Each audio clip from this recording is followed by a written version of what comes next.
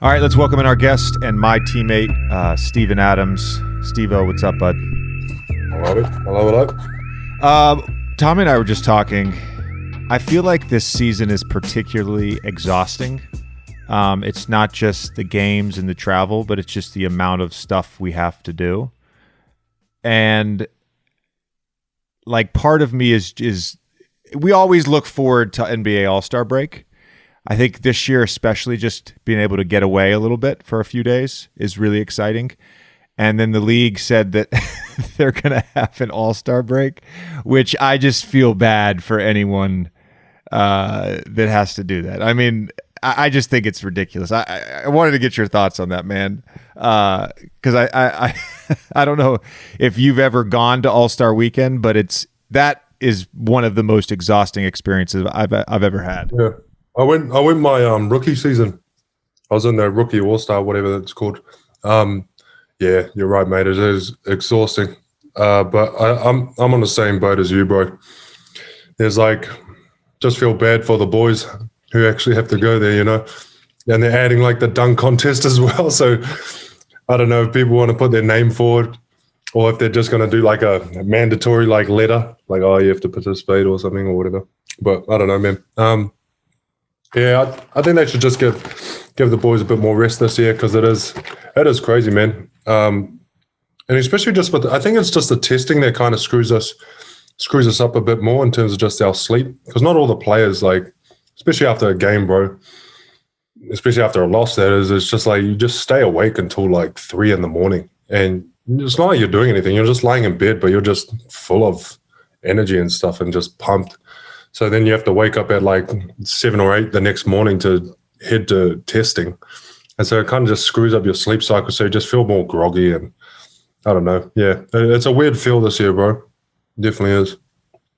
The only time I think that we have been able to sleep in at all is if we have an off day at home where we have the POC testing in the morning. If we don't want to use the facility at all that day, we can skip that testing window and just come in at night. Yeah. But when you're on the road, and obviously you're on the road, you're either doing one of two things after a game.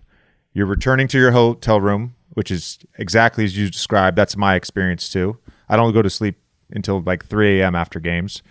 And then you got to get up in the morning. Or you're traveling to the next city, in which case you're getting into a hotel at 1 or 2 at night and then doing the whole cycle over.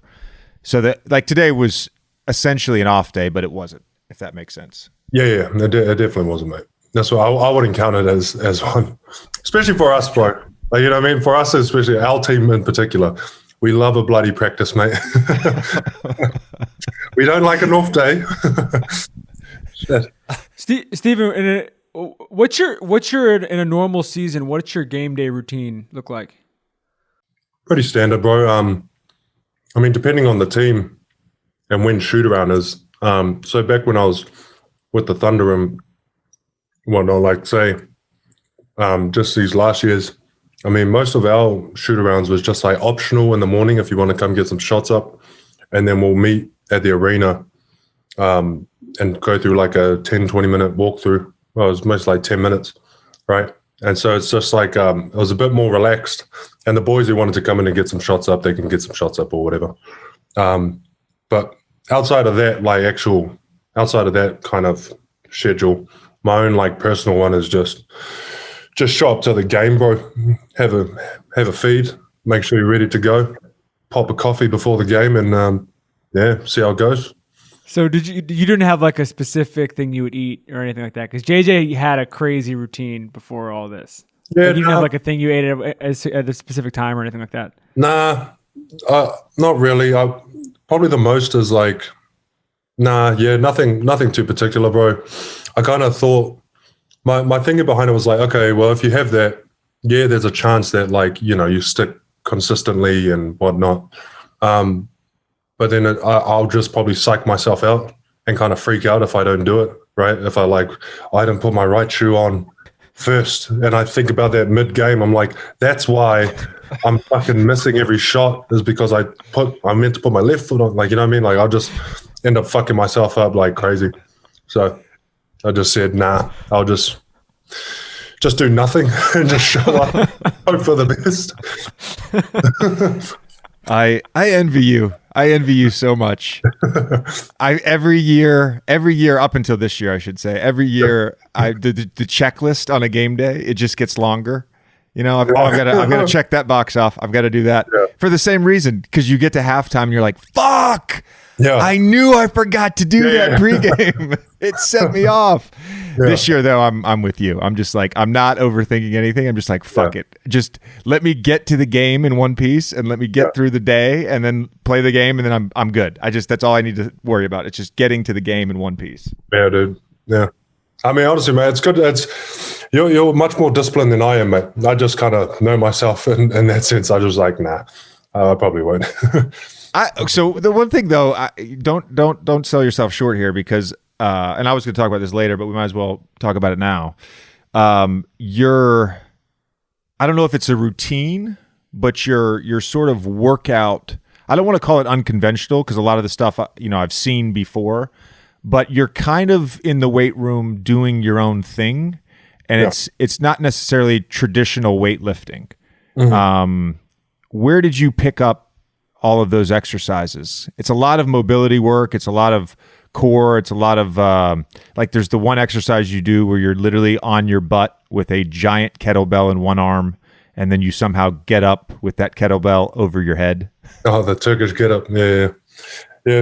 Most of those just come from, I just spent a bunch of years with a dude named Dr. Michael Davis, Dr. Mike Davis. He basically taught me. I met him in Thunder. The Thunder brought him on, and me and him just clicked, bro. And we kind of just all the lifts and stuff. It looks kind of weird. Like, a lot of people, if you see it, they'll say like, "Oh, it's yoga," or "It's like animal flow," or it's something like that. But it's neither any of them, if that makes sense. I just do it. We've kind of broke it down where the exercises they fit my body pretty well. And they challenge my body pretty well.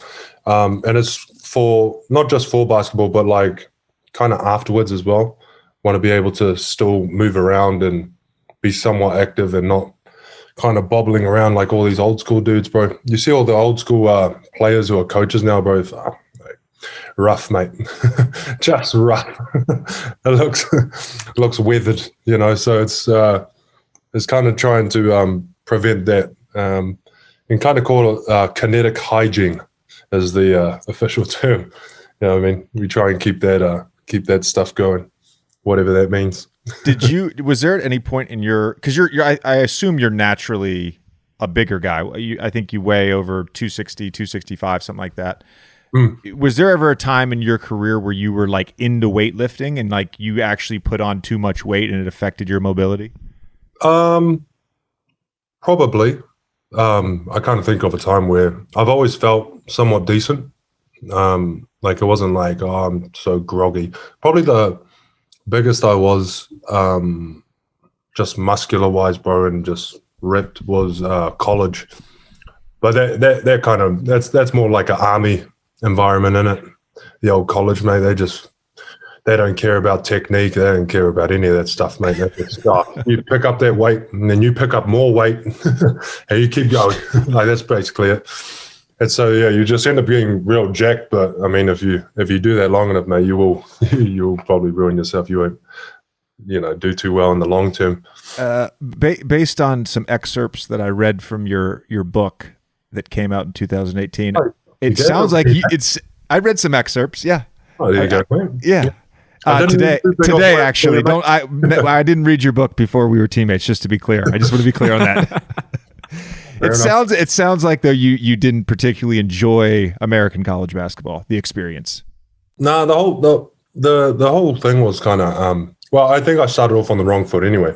Because I was like, oh sweet, I get a free degree and I could take whatever I want. You know what I mean? I could choose my path. But then if you're like a highly recruited player, basically they throw you in these electives and all these just lame, easy classes, and you can't really take what you want. And so then you're basically there just to play basketball, I didn't end up going to too many classes myself. And, this ain't a brag. It's more just a point. I was academic All-American. I don't, you know what I mean? And it's just like, you didn't even go to class, and it's all like, no, you know, give us your opinion on this, and you say whatever, bro, and you get an A, and you're like, it's just stupid, mate. So I thought it was just a waste of time. But that was just the school side of it, you know. The basketball, the boys there, you know, the teammates were great, bro. The coaching staff was all good. The college itself was all good. You know what I mean? It was just like that particular part. I just had different, I guess, standards for what I thought it would be, you know, because that was my only goal, you know. I didn't have NBA dreams or anything like that. I was just playing basketball, and then some dude offered me a scholarship, old Jamie Dixon, and I was like, oh, sweet. This will be great. Yeah. So then I rocked over there. And so, you know, for me, that was like, I guess, like the hype, the peak of the hype was like, oh, college, this is it. And then it didn't really live up to its hype for me. And yeah, left, threw my name in the NBA draft, averaged 6 and 6. And yeah, went number 12, bro. It was cool. The best 6 and 6 in a lottery pick. I love it. Yeah, bro. Yeah, that was. I don't want to say that was the Anthony Bennett draft. Luck of the draw, mate. Luck of the draw. No. We actually have a really good draft. I'm just making a joke. I will say, what's this dude's name? Is it Carlisle? Yeah, Carlisle was the only one who was like pretty brutally honest with me. For the whole combine, you probably did it, bro. Like the combine interviews and stuff. Everyone else was like, oh, yeah, you know, like being kind of political, like, yeah, you're great, you're great size, and blah, blah, blah, being quite positive. And Carlisle, bro, he was just like, you average 6 and 6, why'd you come out of college? And I was just like, just thought I'd give it a try. And he's just like, yeah, that's not good. Like, these aren't good numbers. Just big, I was like, holy shit. Sorry, bro. What was your feeling on draft night? Like, when did you think this was actually happening? Oh, bro, I was just there for the ride. I didn't even know I was going to get drafted. I had no expectations of even making the NBA, to be honest. I just threw my name in, and whatever workouts I could get, I took. It was about like 14 different teams or whatever. And so, yeah, I was just having a blast, bro. Go there, get free food, bro, hang out with like the GMs and stuff. Like that's how kind of low I was looking. I was like, bro, you get free food, they buy everything, you know, they fly there and stay in these nice hotels where at the time, I thought they were nice hotels. The hotels we stay in now are really nice hotels. They you know, for me, they're really, really nice. So yeah, we get free equipment, you know, free workout shirts and all that. I still got them all at home. So sitting there, bro, I was just having a blast. Just with my brothers, just laughing at everything, bro. It was awesome. Were you in the green room? Were you in New York City for the draft? You were? Yeah. I was in the green room. By the way, Marriott's are nice, man. I don't know why you're trashing Marriott's. Hey, Marriott's are nice. I didn't say trashing it. I was just saying there's some that are good, and then there's some that are, you know, a couple steps above. Doesn't mean that they're trash. I wanted to ask you, because I've never asked you this before, but your whole family's tall, and so when did you get into basketball? And obviously, it's different when you grow up in the States and you start playing basketball. The NBA is the aspiration. Every kid that's bouncing a basketball or shooting a basketball right now has aspirations to be in the NBA and to be a star. So what was sort of the motivation to start playing other than being really tall? And when you're playing in New Zealand, like, did you even think you were good? No, not when I first started off, bro. I mean, I was tall. My brothers played basketball. All my older brothers and stuff, and my family, you know, we're in the basketball scene. But I was trash, bro. I was gumpy, uncoordinated, you know, worse than I am now. And then, I changed. So when I was 13, that's when I started to take it pretty seriously, basketball. And I ended up moving cities and met a coach, Kenny McFadden. He's American, from Detroit. And yeah, bro, he has trainings at 6 o'clock every morning. And so I just ended up doing that for 5 years. Turned out pretty well. I ended up getting pretty okay, like talented. And yeah, got lucky with the old scholarship, mate, and here I am. What was the competition like? Like it's not the competition in like at that time wasn't great. You know what I mean? There'll be a few players in the country that like really dominate the whole high school level stuff, right? So there's not too many. I mean, there's only been two NBA players, well, three, sorry. The first one being Megan Compain, she's in WNBA, and then Sean Marks, the NBA, and then me. So, I mean, it's not too many, but we have a lot of professional players. It's gotten a lot better now. I guess the whole NBA thing really helped out with just attracting like a lot of players. But that's like the fastest growing sport in New Zealand, right? And so like you just see all the talent coming up now, which is really good. But I won't say some of the numbers. It was pretty trash back in the day, the high school one. I was playing for the semi-professional league down there at the time, playing against adults. As a teenager. Yeah, during high school, bro. Yeah, it was pretty good. What if the NBA wasn't a huge deal to you growing up? Did Kenny show you tape of NBA players, or like who were the NBA players that you looked up to or tried to emulate when you were first getting into the game as a teenager? I mean, obviously I was aware of the NBA and stuff, but I don't know, bro. I guess when I first started, there was one of my friends, Gabe. He showed me Kareem Abdul-Jabbar, and I'm far from him. I'm really far. But I was like, wow, that'll be cool if I could do that, the old hook shot guy. Never got it down, so scrap that. But there wasn't any there wasn't any particular player that I kind of looked up to or anything like that. It was just I just played. There was a basketball player in New Zealand. His name's Mick Vicona, and he was just like, I thought he was amazing. He played, just played with his heart, bro. Just all out hustle, all that sort of stuff. So I really, really enjoyed watching him. I would say that he was probably, the biggest inspiration, I guess. Yeah. Yeah. Did you play rugby at all? Yeah, bro. Played. How does your game? How does your size translate? Is it possible to be too tall to be good at rugby?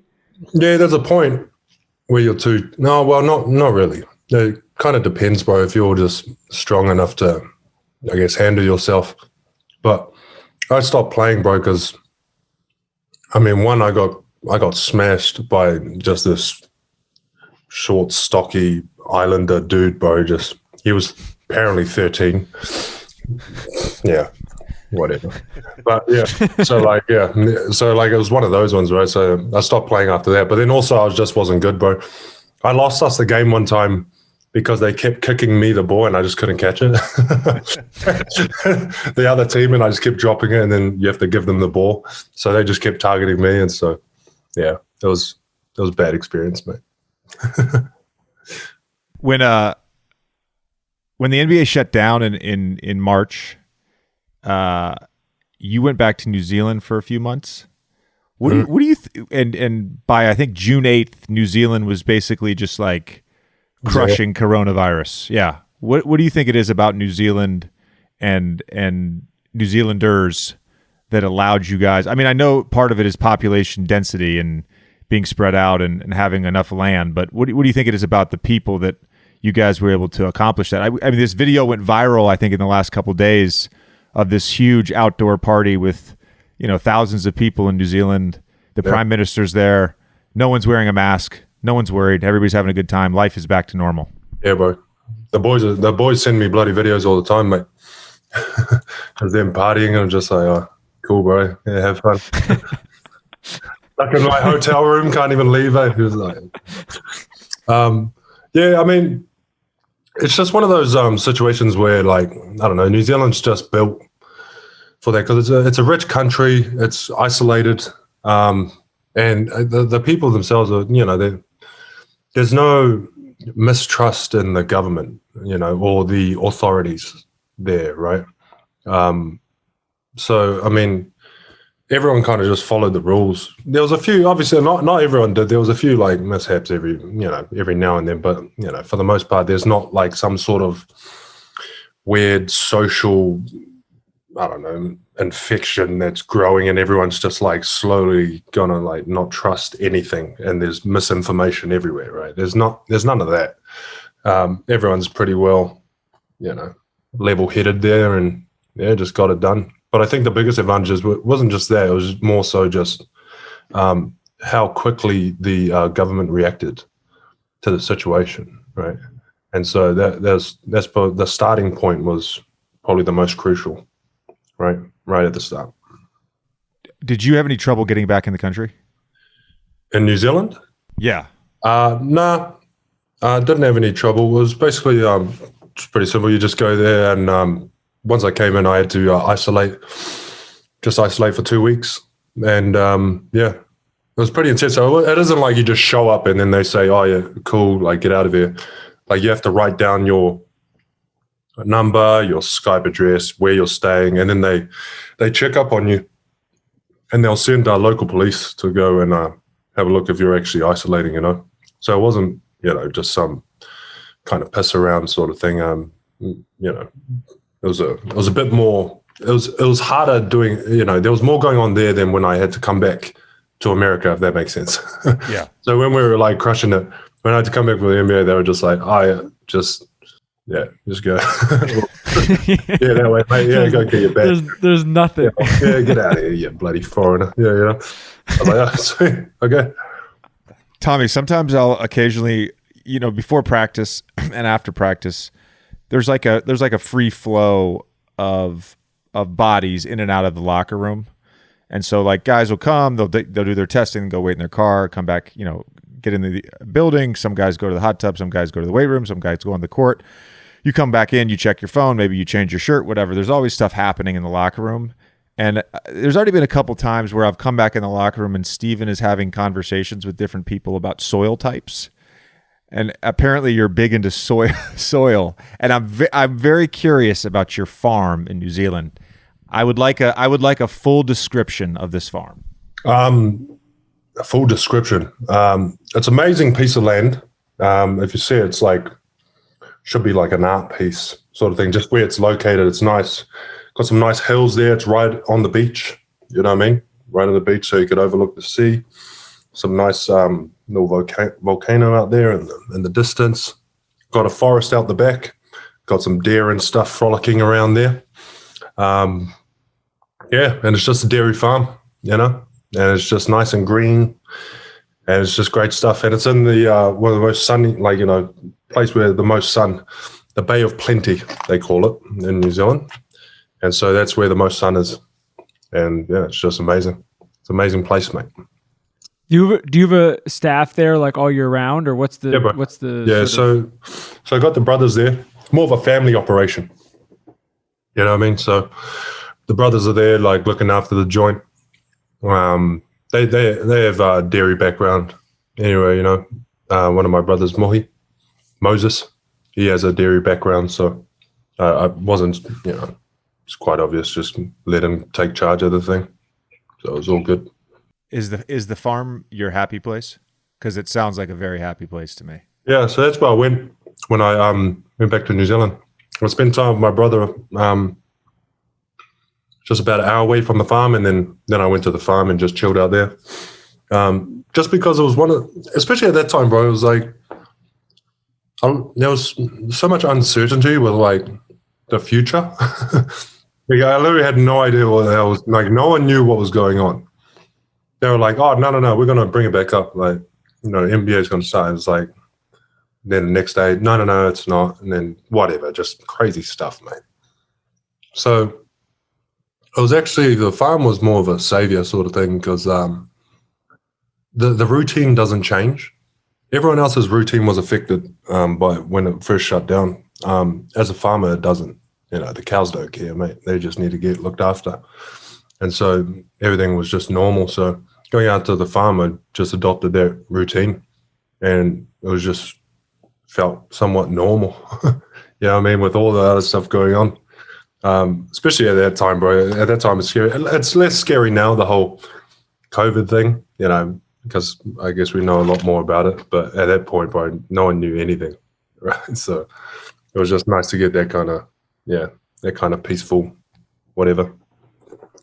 It's been in the news, and there's been stories written about in the last like 5 or 10 years. I don't know what the current policy is because I know there's some discussion on changing the policy, but there's been a bunch of tech billionaires and finance billionaires that have bought these doomsday properties in New Zealand. Yeah, are native New Zealanders, are they happy about that? Or is there a lot of pushback on that? Oh, it depends, bro. Like, I guess a lot of people, it's just one of those things, bro. It's in the middle because they're trying to buy the visa, right? So it basically depends on how much you want to sell the visa for to these billionaires. And so one side of the argument's like, yeah, bro, all good. Like, let them in, not just because of the money, but more so for their intellectual property. They just want them to kind of add value to the country. So there's that side of it. And then there's the other side, which is just like, piss off, bro. Hell no, get out of here. Like, which is just like, yeah, it depends on, I don't know, it depends on what day, I find myself like that. I'm like, oh yeah, it makes sense. The intellectual property. And the other day I'm like, nah, I just want it for myself. That's my country. Get out of it. You know what I mean? So, depends on what day, mate. I don't have any position on it, but that's usually the typical arguments of it. With Valentine's Day quickly approaching, the number one question on every guy's mind is, what's the gift that's really going to wow? So, 1-800-Flowers.com is here with a helpful hint. Roses. Get the roses. And this Valentine's Day, the biggest and brightest roses can only be found at 1-800-Flowers. Right now, 1-800-Flowers has an amazing offer for my listeners. Get the 18-stem Enchanted Rose Medley for $39.99 or double it up to the 36-stem Enchanted Roses for $20 more. That's right, 18-stem Enchanted Rose Medley for $39.99 or double the roses for $20 more. Guys, I've done this before myself. Chelsea's a big fan of roses. I get her flowers every Valentine's Day, always from 1-800-Flowers, and take it from me, it's a no-brainer. Bouquets are limited, so lock in your order today. To order the 18-stem Enchanted Rose Medley for $39.99 or double the roses for $20 more, go to 1-800-Flowers.com, click the radio icon, and enter code JJ. That's 1-800-Flowers.com, code JJ. We'd like to thank Amp Human for sponsoring this episode of The Old Man and the Three. Amp Human is a human performance company dedicated to helping athletes at all levels unlock their limitless potential.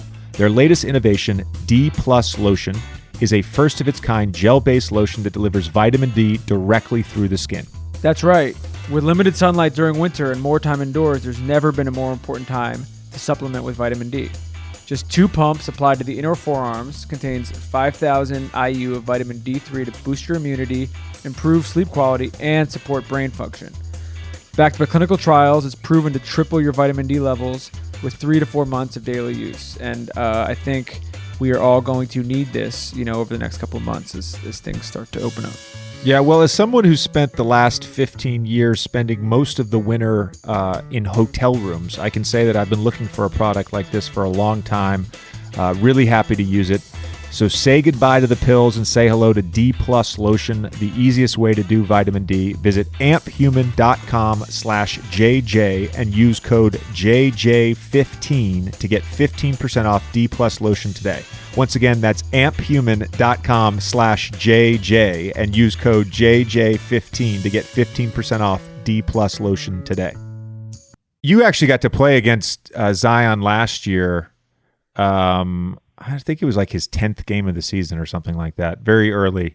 What are your impressions of him? I always say this, but the thing that stands out the most for me is the burst. Like the burst and the force that he has to get from point A to point B. He's not always moving fast, but when he does the burst, it's like you can't stop it. Yeah. It's it's exactly that, boy. So when I was playing against them, I was, they're saying he's a strong dude, and I was trying to just figure out, with players, like you try and figure out where the strength is, if that makes sense. There's some players that, I'll put it like this. So like there's some players, if they get to gear 3, it's a wrap. Like you just can't, you're just hoping for the best, mate. You try to bump them off balance. That's as much as you could do. But if you kind of catch them before gear 3, you could really influence them a lot to where they don't want to go, right? So I was trying to play that game with Zion last year, and yeah, bro, it was just like it was just like ridiculous how fast he moves for that size. That was one thing, but then it was just the ability of once he gets to a spot, his adjustment in the air after any sort of contact or whatever, and the touch on top of it is like just ridiculous. Like it's insane. Like there'll be times like, you'll just foul the dude, but he could adjust quite easily and just the softest of touches, right? Doing the craziest thing and just like make the bucket, and you're just like, what the hell, bro? Like this is insane. And so yeah, it was awesome. I really actually enjoyed playing against him just because it was just one of those, I guess it was just one of those puzzles, bro. I'm just trying to like figure out just like, fuck man, like how do I stop this guy? Sort of thing. But then it's also like the appreciation for just like the raw athlete, right?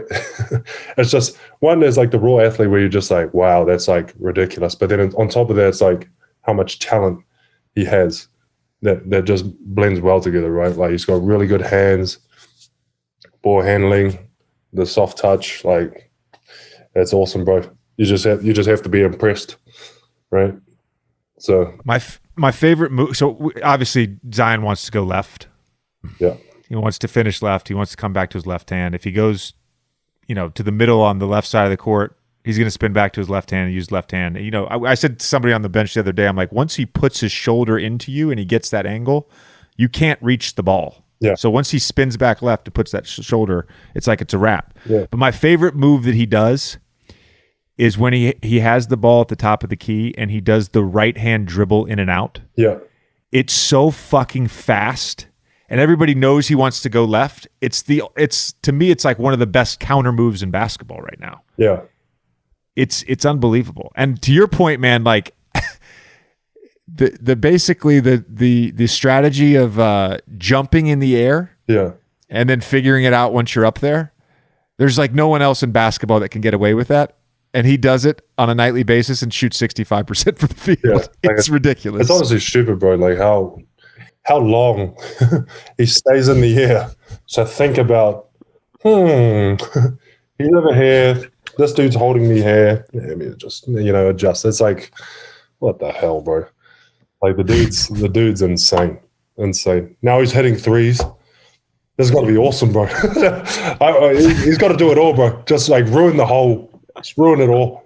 Just do everything, mate. Like, yeah, just do it all. It's freaking awesome. Shout out to Fred Vinson once again. Fred has gotten a couple shout outs on the pod for his Great job, Fred. Shooting. Yeah. Great job, Fred. Tommy, we have this running thing where anytime anybody Fred works with makes a 3 or a free throw, like we don't clap for our teammate, we clap for Fred. For Fred. Yeah. That's funny. Great job, Fred. Yeah. If they make one free throw, it's good job, Fred. If they make both free throws, it's great job, Fred. So good. It's beautiful. That's great. When you first got to the NBA and you were playing with the Thunder as a young player, and you've said this, 20 minutes or so ago, that the NBA wasn't really an aspiration, and you put your name in the draft after your freshman year, after averaging a whopping 6 and 6. Your words, not mine. Your words, not mine. No, it's okay. You did that with a bit of, So that's good. Yeah, no, but it's and then you go to the Thunder, which is has Russ and KD and Serge, and you're immediately thrust into a team that's trying to win a championship, into a high pressure situation. Was that overwhelming at all early in your career? Like, were you prepared for that? I think so. Yeah, because I didn't know like the players. I knew of KD. I never looked to any of them, if that makes sense. So like, I guess that helped me, like not knowing much about any other players. There was no hype. I didn't see like Russ and was like, oh my God, Russell Westbrook. Oh my God. Like, I wasn't doing any of that. It was just like, oh, here's the bro, cool. It was pretty normal, especially in that rookie season, bro. I don't know if you remember, I got punched and oh my God, everyone was hitting me that year. And because I was playing really hard and because that's what they told me to do. So I was more like just a hired gun, right? I was just like, they were like, hey, you just go and play hard. And I was like, okay, and be physical. So I was just hitting everyone. And then everyone was just like getting ejected from the game or elbowing me in the face on purpose or whatever, or punching me. I won, I will say, the Memphis Grizzlies series with OKC versus the Grizzlies. In Game 6, Zach Randolph punched me in the face, and he could not play Game 7. So I claim that victory solely because of my contribution. I forgot that happened. Yeah, bro. He punched me. Did you wait? Did you have concussions that year? The NBA wasn't too hyped on concussions, bro, so they didn't really care. Didn't you fight with Nate Robinson too? No, I didn't fight Or am I making that up? Yeah, that's the thing, bro. There was so many there was like a Vince Carter one, Swaggy P one, Nate Robinson one. Like there was all these dudes, bro. They were just like, just hit me back, but I'll just keep playing. And I guess that's what pissed them off even more. Was I'll just like carry on, and I wouldn't give them a reaction. So, yeah, that was the first year. It's a bit less now, which is nice. You played with Russ for a long time. I told this story on a earlier podcast episode, but like you hear stories about him, I guess, from the outside, and I never really knew Russ personally. And then I got to spend a little bit of time with him in the bubble, had a couple dinners with him, and he seems like a really good dude. Yeah, he's a cool guy. Yeah, what was he like as a teammate? No, he's great. He was awesome. He just reminded me of one of my just my older brother. Yeah, I mean, he reminded me of one of my older brothers, bro. He's just like, yeah, like they're intense and stuff, and they say a lot of things and whatnot, but you kind of got to like sift through all that and kind of see what they're actually saying. If that makes sense. And so, it doesn't really matter like how intense they say it, as long as the message is getting across, right? And so it's not for everyone either, right? Not everyone can respond to that sort of intensity or whatnot, right? But this is just on the court. Off the court, bro, like solid dude, awesome, really, really cool. And then on the court, obviously, he's bloody passionate. And whatever you want to call it, whatever when you want to name it, mate. Intense, passionate, angry, psycho, whatever you got. I guess the biggest thing I like that not many people understand is that he will make a decision, and as like basic as that sounds, it's actually pretty crucial. Like, say for any sort of scheme that you have, especially like with us. A lot of things, like some people just say it and kind of on the fence. They won't come out and fully like, no, we're doing this. Like we're doing this and that's what we're doing, which is, it's a huge thing to have, because when you're 100% committed and everyone's on the same page for whatever it is, even if it may not be the most optimal scheme, it has a higher chance of succeeding than the one when you're kind of on the fence about, right? Because everyone's on the same page and all that sort of stuff, right? So that was like probably the biggest thing that I liked about Russ, is that he'll just make a decision where no one really would kind of have the nuts to kind of come say, hey, this is what we're doing, right? He'll just say, no, we're doing this, and that's what we're doing. And so everyone's on the same page, no problems, right? Would you say that Russ was the leader of those teams and not Kevin? Like in terms of their personality, who was the guy that was not to say the alpha, because that's the wrong word, because I think Kevin is an alpha, but just in terms of like the spiritual, emotional leader, it was Russ, right? Yeah, I get it. Or Nick Collison. Yeah, I think so. Old Nick, old mate, he's just in the background, just picking up the screen, like, oh, come on, guys. He's the ambulance, mate. See, when those three, because it was awesome. Then this is just remembering from as a rookie. Russ, Katie, and Serge, and Perk, they're all bloody fragging. That was awesome, right? And they will all go at it, bro. All of them will just like constantly just you'll call it bickering, but they'll just argue crazy. And it just created that really competitive environment, right? Like there won't be a practice where it's like kind of soft. It's always like intense. All of them just like trying to just beat the other one, right? Crazy. And so it was, no, I wouldn't have like, it wouldn't be fair for me to say like who was like alpha leader or whatever, but like, I think what's fair to say is that was a healthy, a healthy team, if that makes sense. It may not, if you're there and you're like, oh shit, like they're arguing crazy. For some people that might not be healthy, but like they got to the point right away, right? Which was awesome. And they just constantly made each other better, I thought, And as a rookie, bro, I was all about it. I just came and I had to step up my game and kind of like, play at that level, or even try and get acknowledged to even be seen. You know what I mean? So I don't know, dude. Is that environment hard to? Because I know the environment you're describing. Yeah. Because I've had it on a couple teams. Yeah. But I think it's hard to emulate that environment without the right personalities. Because what you're describing to me is leadership, but not everybody leads that way. If that makes sense. No. And it doesn't necessarily mean that's the only way to do it, but I do think it's because what you're describing, like that's something that like I think a lot of us, we crave that, right? And when you're in that environment too, there's accountability. Yeah. And we're all better off when we're being held accountable. Yeah. But it's hard to create that environment in an sort of an inorganic way, right? Because does that make sense? No, 100%. No, because Okay, bro. It really depends on the people that you kind of bring together, the players.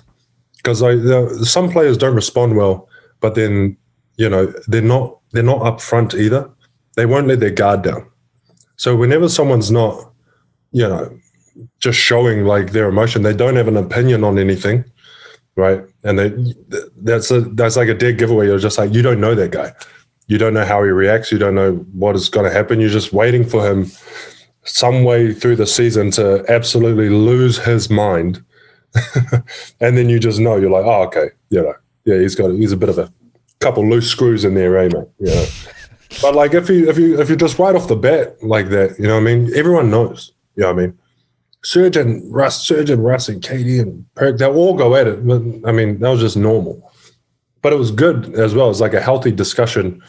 Obviously, you would need like an umpire in there. Just, simmer down, mate. That was uncalled for, whatever. Every now and then, but that's okay. But you get to the root of the problem, and then you can start working on solution, right? Who was the umpire? A lot of times it was Mark Bryant, the coach. I don't know if you know. Yeah, MB. He coached me my rookie year. He was our player development coach my rookie year. Oh, for real? Yeah. So his voice, right? His voice was like, it's real weird, but it's like the deep kind of 2 a.m. jazz radio kind of voice. I don't know. It's not that. It's not that. That sounds way like soothing. So yeah, he was more of the umpire. Really cool dude. Everyone liked him. So. Yeah, even me and but that's what was good because like in that environment too, like me and MB would go at it mid game, just in a timeout. I'd just say something and he would tell me something, and then I'd just like snap. No, it's bullshit. Like it doesn't even work. And then he'll come in. You better fucking and then what's good is that you have about 1 minute to solve the problem, and we solve the problem. Sometimes in some of these timeouts, you're left with more questions, which is not a good thing. You need to be really, really quick, right? So, but that's just the environments, mate. As you know, you probably like those environments. I enjoy them myself. You get a lot more stories out of them as well. I think everybody's allowed two really big blow-ups a season. The season is long enough. There's enough stress and pressure and competitiveness that we all should be allowed 2 major psycho freakouts. I'm waiting for yours, mate. I'm waiting for yours. Honestly, I'm looking forward to it, mate. I just want to it's coming. There on the quarters. Maybe it'll be on this show. Wait 20 minutes. Oh, it's wild. Oh Waiting my for it. God. Wait, I have a KD question. So knowing that you were not like watching film of these guys before you got there or anything like that, like you weren't whatever impressed or all that. Once you started playing with them, and like Kevin is, I mean, we've had him on the show. We've talked about it with him. He's arguably the best scorer of all time. You know, he's like somebody who like is going to go down as like one of the all-time great players ever. When you started playing with him, did you ever have a thing where you're like, oh shit, like this guy is, you know, I went from being 6-6 guy at Pitt to now I'm playing with a dude like this. Who's averaging more than 6 and 6? Yeah. Yeah, it was impressive. No. Yeah, I don't know when exactly. I think it might have been, there was just some point, bro. Like, just amazing. I just knew he was really, really good player, right? And that's all I could say at that time. It's just like, oh yeah, he's a really good player. Obviously, we're going to run stuff for him. Like, cool. Let me just set him a screen and I can get out of his way. And that's pretty much it. Pretty primitive thinking that got me to this place, but just so you know. But it worked. Yeah, luck of the draw, mate. Again, luck of the I think if I could have one takeaway so far from this conversation, if I'm like looking for some sort of self-help here, some moral guidance. It's just like simplify everything. Simplify everything. Yeah, mate. Just keep it simple. Speaking of which, we're gonna go back to Thunder, but I thought of this just now. I want to talk about how you basically eschew some of the common behavioral patterns of NBA players. For example, you've simplified your wardrobe. Wow. I think I've seen you wear the same flip-flops, the same camo fleece, or possibly a second one that looks, I think, for the same brand. I'm not sure what the brand is. That's a parka-like with like a hood for when it's a little rainier. Mm-hmm. Yep. Stony Creek. Like there's a minimalistic approach that you have to your life. Where does that come from? I think it's just a Kiwi culture, like a New Zealand thing, where I don't know, if it just does the job, it does the job. If that makes sense, just clothes keeps you decent. Yeah, I mean, don't have to be too fancy about it. But there's no, to give you a proper answer, mate, in New Zealand, America, there's a huge pressure for luxury. In New Zealand, there's not so much, right? The pressures are different. It's more practical, right? That's what people go for. Although we do have like the luxury side or whatever, it's not as important, nor does anyone even give a rat's ass about, to be honest, in the country, right? So, yeah, I'm dressing kind of normal for a Kiwi, if that makes sense, for no matter the temperature. It's usually the same, either some sort of nice warm overcoat, shorts and jandals, or flip-flops. Right, that's a standard attire. But you know, many successful people keep it simple in their wardrobe. Old mate, the Apple guy, you know, God bless him. Yeah. Late mate. Yeah. And what was it, Mark Zuckerberg? I don't know. I don't necessarily just mean your wardrobe, though. I don't necessarily just mean that. Like, even in your, you talk about your workout, you talk about why you left Pitt. I think there it's an amazing trait you have, that you're able just to get to the basic why of every situation. Why am I doing this? Or why do I need this? Why do I not need this? There's you call it practicality, but there's like a razor sharp focus and simplification of the why that I find, and I've observed you now for 3 months, and I find it remarkable. I really do. Yeah. Is it just not giving a fuck, mate? Some of it could be that. Yeah, it sounds like you just described not giving a rat's ass about most things that are out of your control. Yeah, I mean, it's what you described. It was an amazing description, though. But But if some of this is so, I guess my follow up to that is, if some of this is cultural, if some of this is the way you were raised, some of this is just obviously some of it is just your personality, some of this is just the way you're wired. How much of a culture shock is the NBA? It is a huge change up, definitely. There's just too many moving parts for one. Because it ain't even like, say when you get your first paycheck or whatever, or whatever job, you're just like, oh, sweet. That's a whole new challenge. There's some different things you have to think about. But then in the NBA, it's like, not only do you get the check, you have this crazy schedule, right? That's just every other day or every day you're doing something with the NBA. A lot of people, you kind of get detached from reality because a lot of people, they'll just like kiss your ass a little bit, right? And, you're the funny guy. They laugh at all your jokes. You become a lot more handsome. This is what comes with the NBA logo. If you wear it, it's quite amazing. And so it's just not reality though. I mean, it is for like your stint, I guess, but for everyone else, it's not. And so that culture change in itself is just like, that one's crazy. So like try and really work that out. You know what I mean? Especially in America too, just because there's a real, the athletes here are really held really high. And which like, a lot of players, they should at like a certain level, but it kind of goes across kind of everything.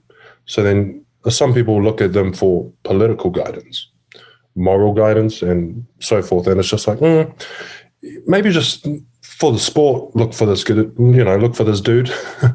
Some other things, probably go to some of these other guys, But that's just my thinking, you know what I mean?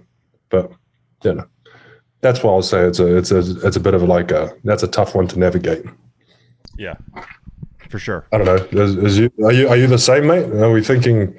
No, I think you're right on. But I think having the awareness that you have is the most important thing. To be aware of that and not be trapped into that culture, I think is because I don't just think it's the NBA. I think it's all part of our society in America and commercialization and consumerism and capitalism and with celebrity in general. It's celebrity and fame. Yeah, it's just such an important fabric in American culture, and it's incredibly difficult to navigate for anybody in the NBA. I think, no matter where you're from. Yeah, 100%. And look, for me too. Like, as I get towards the end of my career, I'm like, am I comfortable not being important anymore? We always have these retired players come talk to our team, and they're like, guys, make the phone calls while you're still a player. Yeah. Because when you're a retired player, no one's picking up that phone. Yeah. And I'm like, am I ready for that? Am I ready for that? Yeah. Because like I can sit there and agree with you in everything you're saying, but a part of me is still like, no, I like my relevancy. It's not, I don't like fame, but I like relevancy. And when you become irrelevant, I don't know. Is that scary? I think it might be. Yeah, it's probably have to go and look in the mirror a bit more, mate. You know what I mean? Or like, just when you cross that bridge, mate, it's more like, what's important? Am I relevant to the right people? Like, who cares about that? Relevant for it's probably a bit more of an internal. I won't. Yeah. No, I know what you're saying, but I want to be relevant.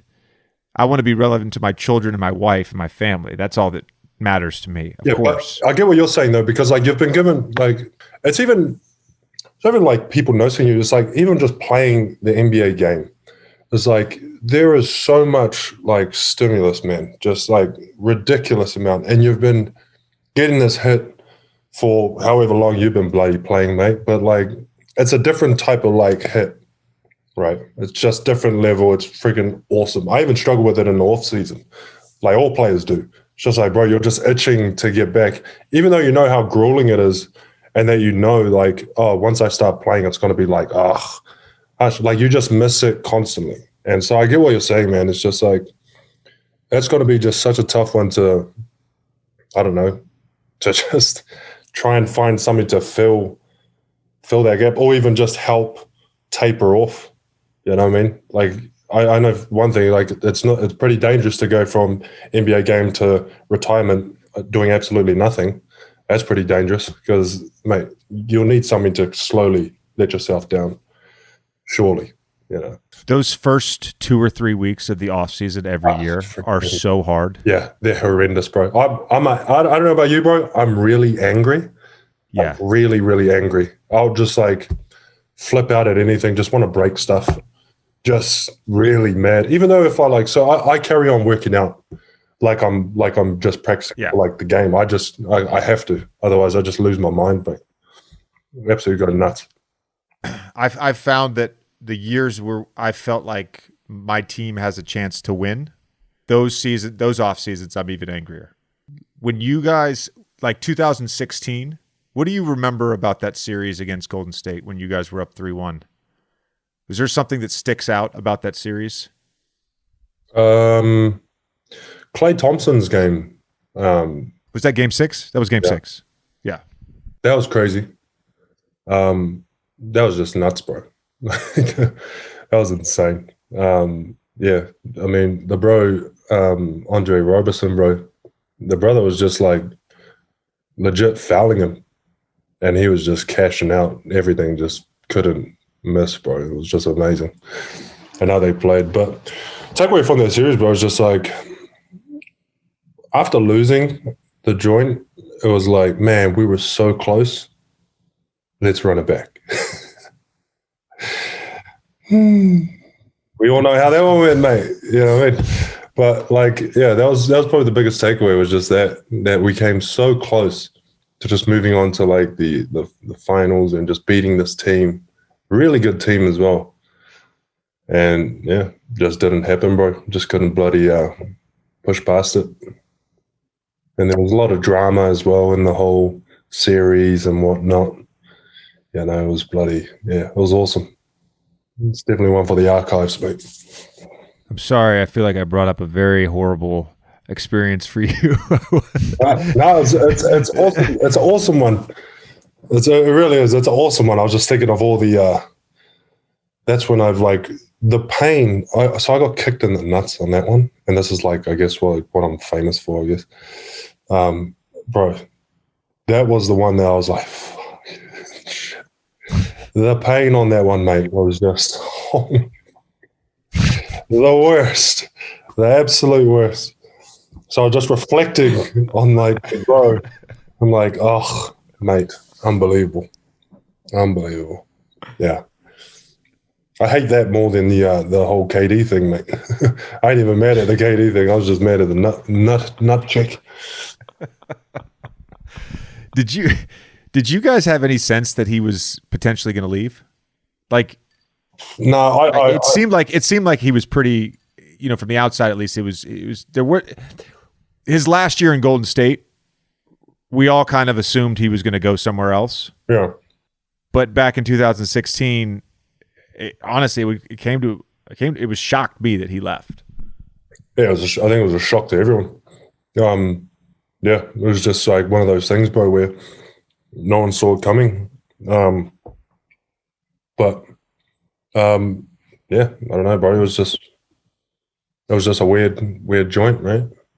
I don't know. And to be fair, like I wasn't actually I didn't have like much of like a relationship. I wasn't even aware of a lot of stuff. I'm quite oblivious to a lot of things, especially like dramas and shit like that. I just don't know. So, you know, I just exist in that moment and just happy.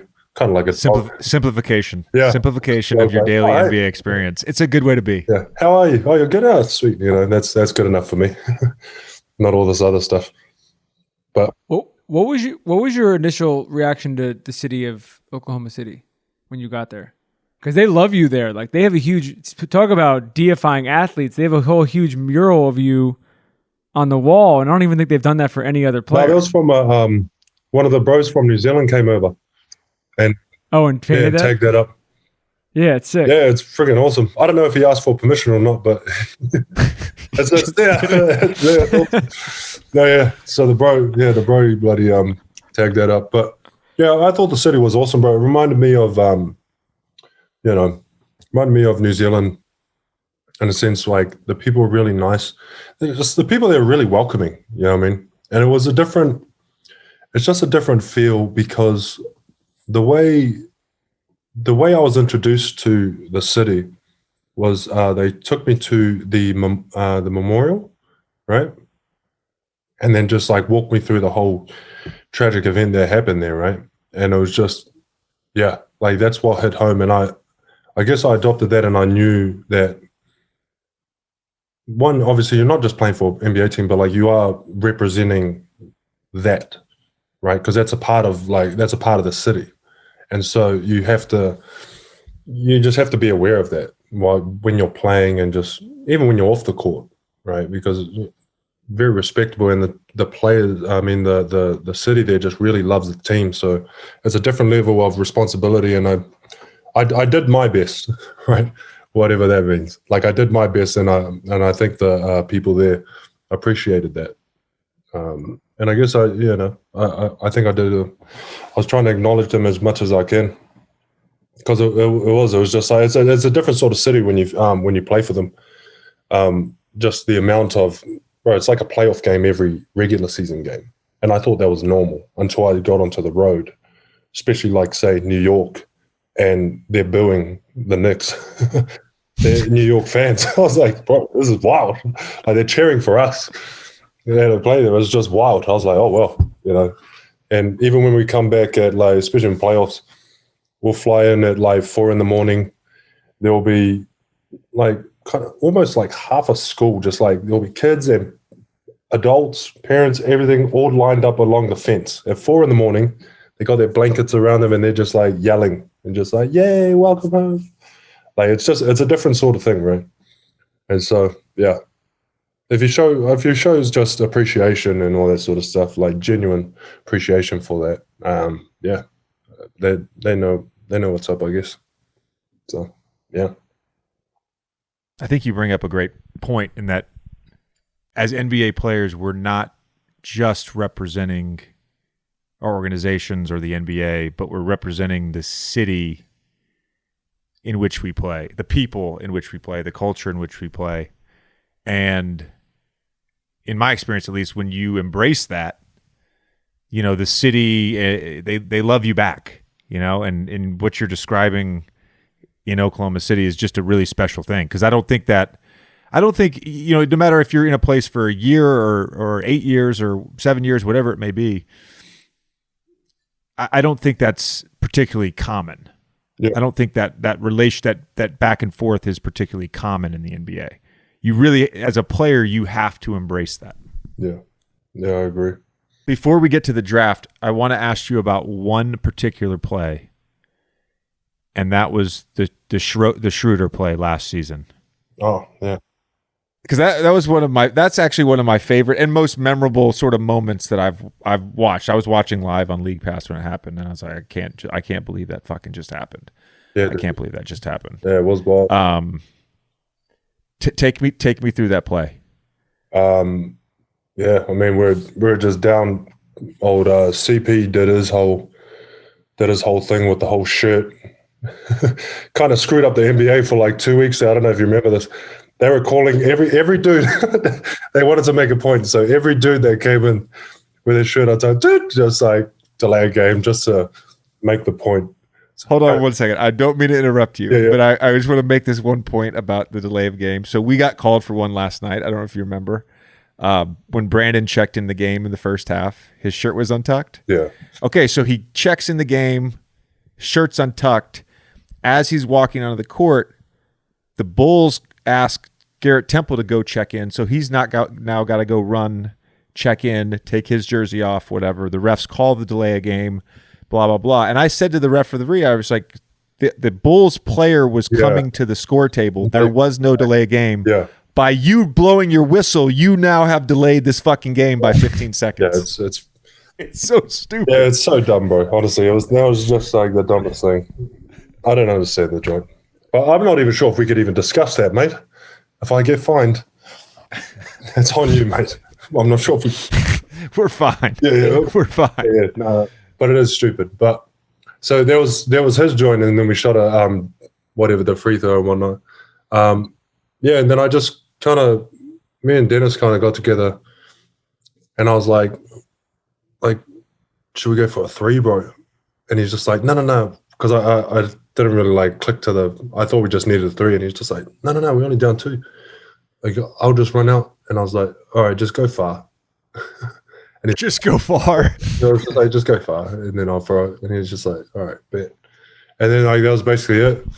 Same thing, just inbounded, just looked, seen that he was, doing his man, so I just threw it where I thought he could maybe catch the ball, and he did the rest. Throwing it's the easy part. What he did was all the tough part, making the bucket. Yeah, I mean. So, from our research, your diet is pretty legendary in the league. My first question is, like, there's a lot of stories about the stuff that you eat, and maybe it's true, maybe it's not true. So if it's not true, you could say, A, what's the craziest meal you've ever had? And B, what's your favorite meal in New Orleans so far? Ooh, craziest meal. It was probably when I was in Taiwan. There was a number of dishes that were pretty sketch. But I did have a what they call 100-day-old egg. I'm not sure if it's actually 100 day old, but basically it's a fermented egg in soy sauce or whatever. And bro, fuck, that was rough. Like the outside's actually not bad because it's just soy sauce, so like all the white stuff of the egg kind of absorbs it. Sorry, it's like a boiled egg, right? Because they leave it in the ground to ferment, and so yeah, blah blah blah. But then when you hit the yolk. The most rotten, just oof, and that was by far the worst. I don't usually like foods. Don't usually. Why did you eat it? Why did you eat that? I'm trying to get a part of the culture, bro. Got to get amongst it. See what the locals are eating. See what's going on.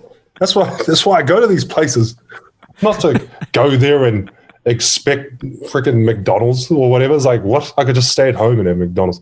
I need to eat what the locals are eating, so I can see how they live.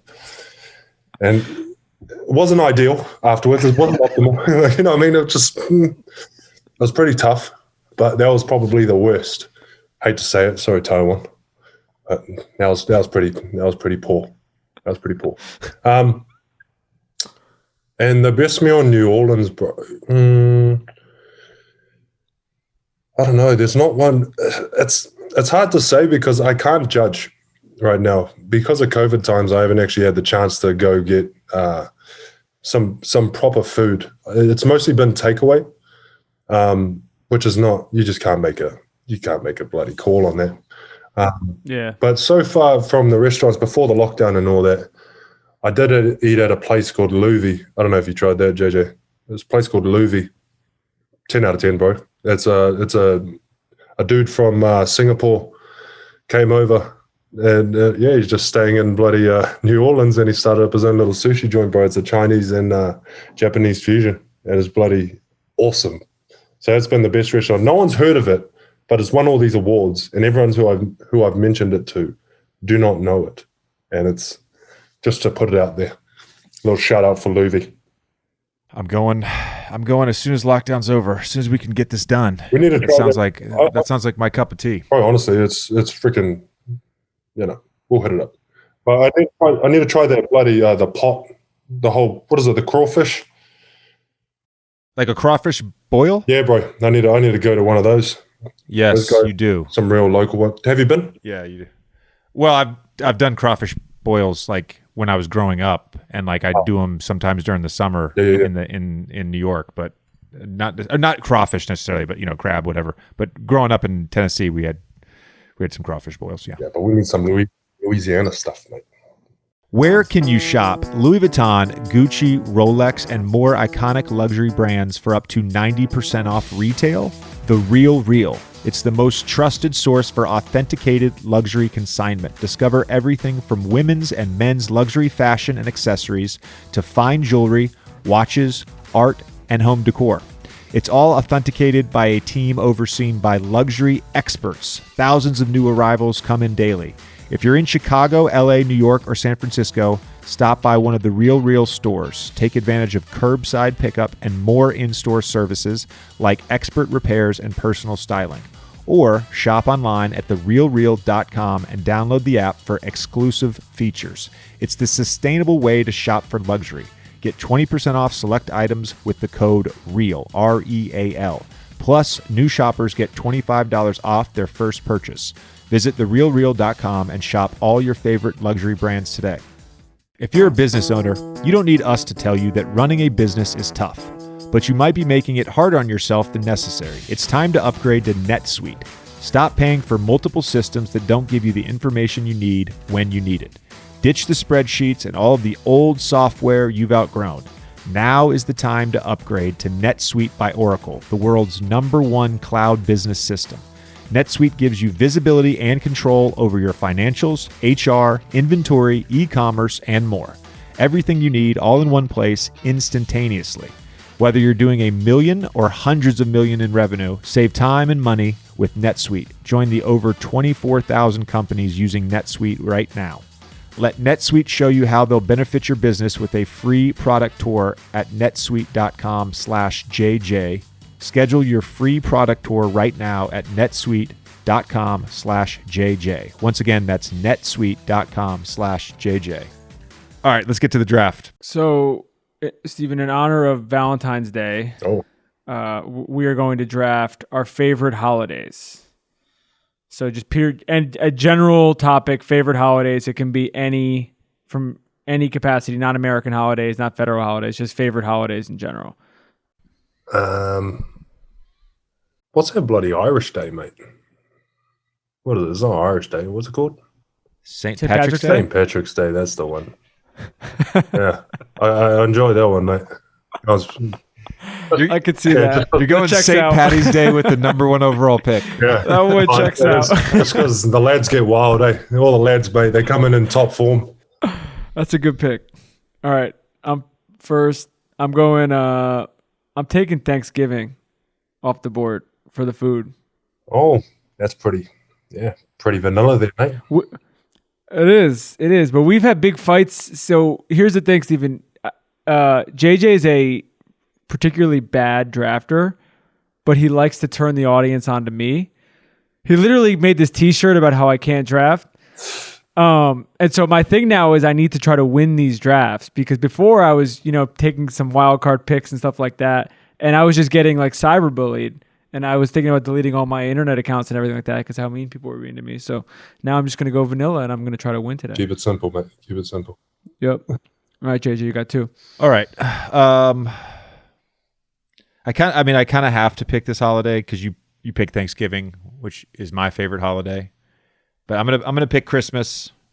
And full disclosure, I believe in Jesus, but I also recognize that there are other religious holidays around that time. So I'm not necessarily lumping them all together, but Christmas, the season of Christmas. Christmas, right? With a disclaimer. Yeah, exactly. That's one hell of a draft, mate. You just gotta, never mind. All right. And then for my second pick, I'm gonna go with the NBA All-Star break. It's a great holiday. Oh wow, huge call. National holiday, isn't it? Hopefully it's a holiday. Yeah, let's get it.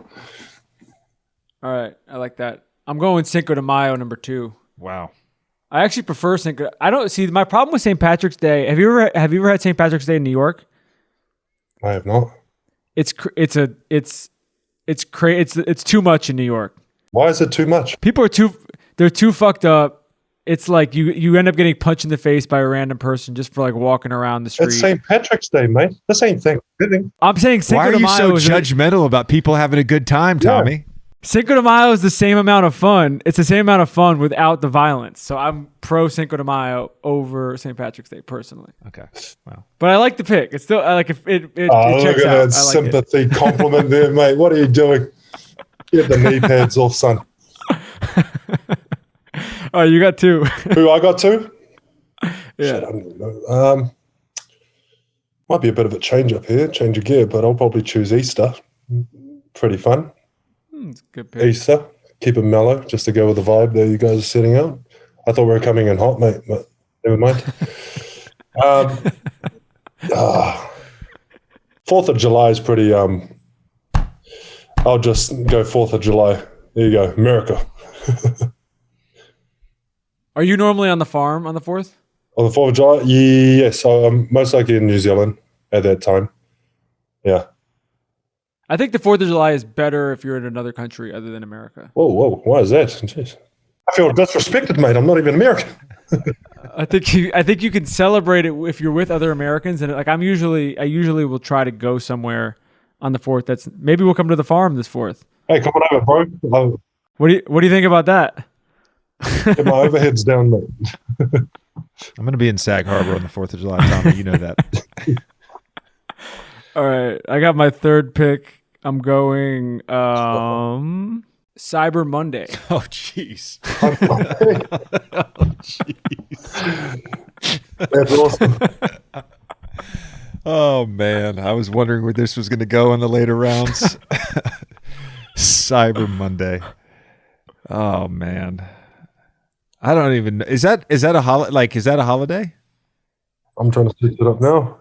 You picked the All-Star Weekend. That's a holiday for 300 people. Yeah, but it's a holiday.